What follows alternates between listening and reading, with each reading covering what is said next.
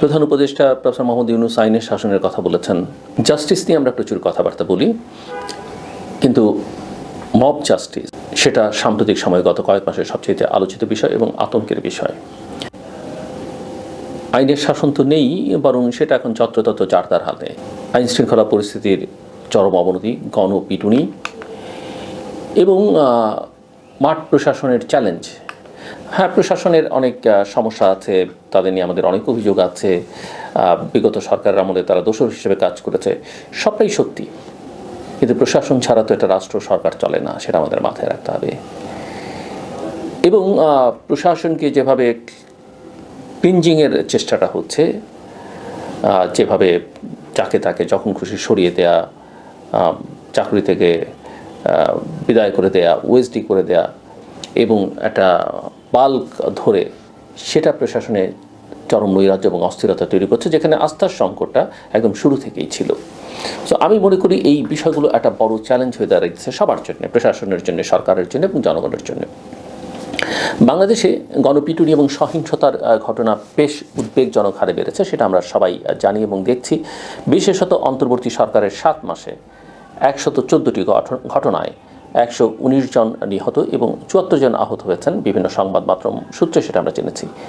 মানবাধিকার সংস্থা human rights support society HRSS এর তথ্য অনুযায়ী গত 10 বছরের গণপিটুনির কারণে 792 জনের মৃত্যু হয়েছে এবং 765 জন আহত হয়েছেন।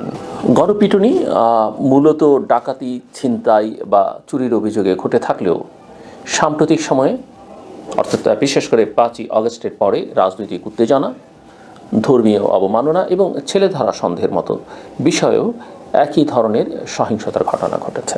2015 এবং 2016 সালে গণপিটুনিতে সবচেয়ে বেশি মৃত্যুর ঘটনা ঘটলেও গত বছর এ ধরনের ঘটনার সংখ্যা উল্লেখযোগ্যভাবে বেড়ে যায়।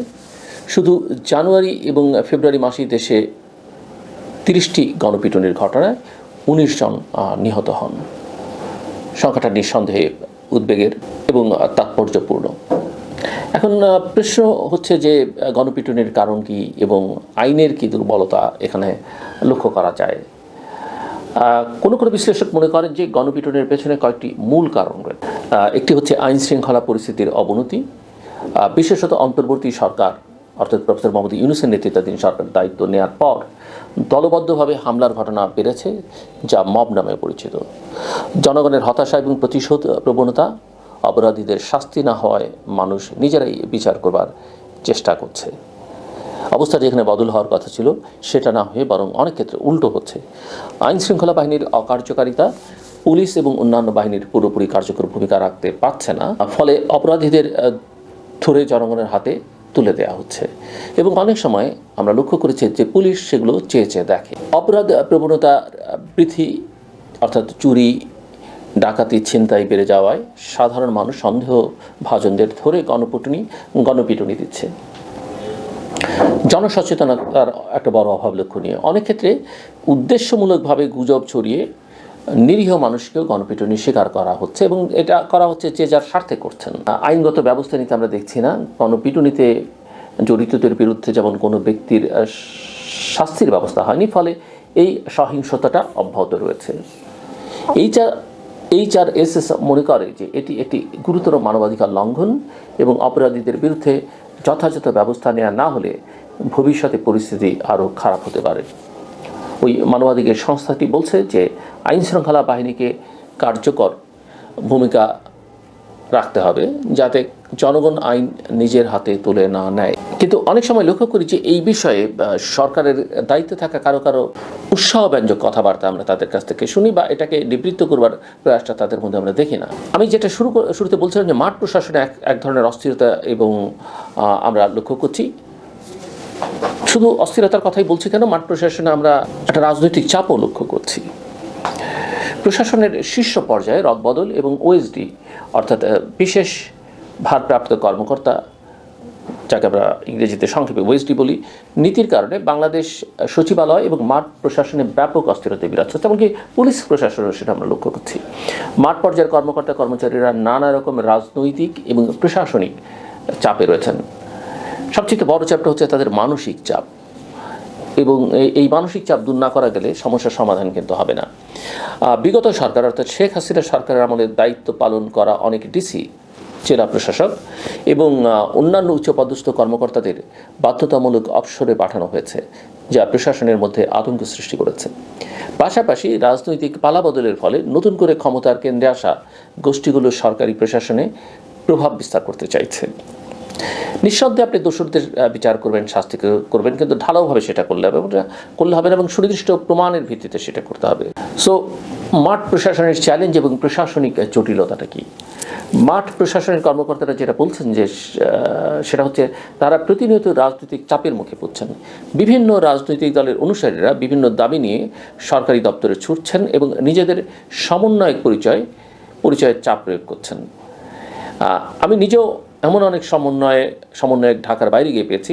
নানানজন অভিযোগ করেছেন যে বিগত আন্দোলনে আসলে তারা কোনো ভূমিকাই ছিলেন না, এমনকি সমন্বয়ক হিসেবে ছিলেন না। হঠাৎ করে 5 তারিখের পরে 5ই আগস্টের পরে তার সমন্বয়ক হয়ে গেছেন। বিভিন্ন জেলা এবং উপজেলা পর্যায়ের কর্মকর্তারা বলছেন যে তারা প্রায়শই এমন সব অনুরোধ পান যা আইনগতভাবে পালন করা সম্ভব নয়, তবে রাজনৈতিক পরিস্থিতির কারণে তারা সরাসরি প্রত্যাখ্যানও করতে পারছেন না। কিছু কর্মকর্তারা ইতিমধ্যেই ব্যক্তিগত যোগাযোগের মাধ্যমে পদত্যাগ বা দায়িত্ব থেকে অব্যাহতি চাওয়ার কথা ভাবছেন। সরকারি দপ্তরগুলোতে দুর্নীতির বিষয়ে তদন্ত চলছে। দুর্নীতি দমন কমিশন অর্থাৎ অ্যান্টি কারাপশন কমিশন আগের প্রশাসনের কর্মকর্তাদের বিরুদ্ধে দুর্নীতির অভিযোগ খতিয়ে দেখছে, যা প্রশাসনের মধ্যে এক ধরনের চাপ আরও বাড়িয়ে তুলেছে। ফলে অনেক ওএসডি কর্মকর্তা এবং বর্তমান দায়িত্বপ্রাপ্ত কর্মকর্তারা চুপচাপ থাকছেন এবং প্রশাসনিক কাজে মনোযোগ দিতে পারছেন না। আমার মনে হয় যে রাষ্ট্রীয় দায়িত্বে যারা আছেন, বিশেষ করে নীতি নির্ধারকরা, তারা এই বিষয়গুলোর দিকে অনেক বেশি নজর দেওয়া দরকার। সংশ্লিষ্ট দপ্তরগুলোর অবস্থান জনপ্রশাসন মন্ত্রণালয় জানিয়েছে, প্রশাসনে যে কর্মকর্তা ভোটের অনিয়ম বা দুর্নীতির সঙ্গে যুক্ত ছিলেন তাদের বিরুদ্ধে ব্যবস্থা নেওয়া হচ্ছে। তবে যারা কোনো অনিয়মে জড়িত নন তাদের ভয় পাবার কিছু নেই। কথা হচ্ছে যে অনেকে অনেক দায়িত্ব পালন করেছেন, কেউ আগ বাড়িয়ে করেছেন, অতিরিক্ত করেছেন, আবার কেউ প্রতিবাদ করতে পারেননি কিন্তু চাকরি রক্ষার্থে করেছেন, সেগুলো কিন্তু বিবেচনার দাবি রাখে। তবে বাস্তবে মাঠ প্রশাসনের কর্মকর্তারা বলছেন যে প্রশাসনিক কার্যক্রম স্বাভাবিক থাকলেও রাজনৈতিক চাপ এবং দপ্তরগুলোর মধ্যে সমন্বয়ের অভাবে প্রশাসনের কর্ম ব্যাহত হচ্ছে। বিশেষত সরকারি সম্পত্তি, ভূমি বিতরণ এবং বিভিন্ন উন্নয়ন প্রকল্প নিয়ে স্থানীয় পর্যায়ে চরম অসন্তোষ তৈরি হয়েছে। সো সব মিলিয়ে যেটা দাঁড়াচ্ছে সেটা হচ্ছে যে বাংলাদেশে, আমি আজকে যেটা বলতে চাইছিলাম বা বলতে চাইছি, বাংলাদেশে বর্তমানে গণপিটুনি এবং আইন শৃঙ্খলার অবনতি যেমন একটা বড় চ্যালেঞ্জ, তেমনি প্রশাসনিক স্থিতিশীলতাও প্রশ্নবিদ্ধ। ডক্টর মোহাম্মদ ইউনূসের নেতৃত্বাধীন অন্তর্বর্তী সরকারের অধীনে আইন শৃঙ্খলা পরিস্থিতির উন্নতি না হয় সমালোচনা বাড়ছে, বিশেষত অপরাধীদের শাস্তি নিশ্চিত না করা